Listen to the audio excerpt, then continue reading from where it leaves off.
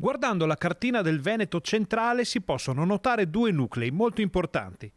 A sud c'è Padova, a nord c'è il Bassanese con la Pedemontana e il suo carico immenso di siti produttivi e spostamenti.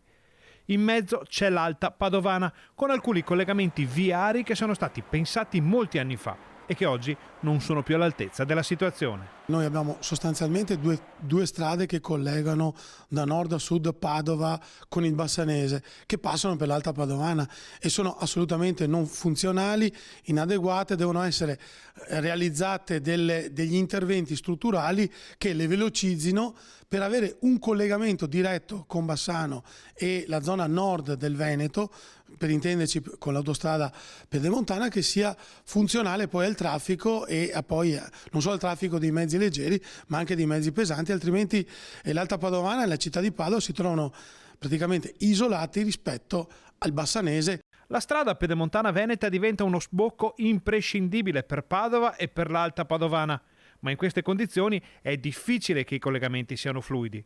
Ne sanno qualcosa i residenti e le attività produttive che insistono sulla Valsugana, come Cittadella e Rosà. Questa nuova infrastruttura pedemontana che sta prendendo sempre più piede e con il collegamento definitivo a Montecchio Maggiore diverrà una strada di assoluta importanza. Cosa si può fare quindi in questo momento? Ci sono delle idee sulla 308, quindi c'è lo studio di fattibilità che è stato realizzato dalla Regione in questi ultimi mesi, che si sta presentando ai sindaci, alle categorie economiche, quindi ci sarà un dibattito sulla 308.